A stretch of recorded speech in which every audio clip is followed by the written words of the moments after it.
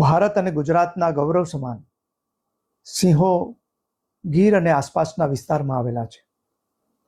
આ સિંહોના લગભગ 8 જેટલા જે બચ્ચાઓ છે, કબ છે, એના ટૂંકા ગાળાની અંદર થતા થોડી ચિંતાની લાગણી હતી.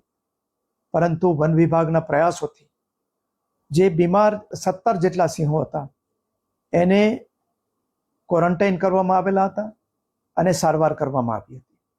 અને બાકીના જે સિંહો આસપાસના હતા એમાં 600 જેટલા સિંહોને ડિટિકિંગ અને ડીવોર્મિંગ કરવાથી આખો વિસ્તાર છે એ જંતુમુક્ત કરવામાં આવ્યો હતો. પરંતુ જે 17 સિંહો હતા એ જ્યારે આવ્યા ત્યારે સખત બીમાર હતા, ચાલી શકવાની ક્ષમતા પણ નહોતી. એમાંથી 12 સિંહોને સાજા થયા પછી વનમાં છૂટા કરી દેવામાં આવ્યા છે અને બાકીના જે 5 સિંહો છે એ હજી ઓબ્ઝર્વેશન હેઠળ છે અને તંદુરસ્ત છે. એને પણ ટૂંક સમયમાં રિલીઝ કરવામાં આવશે.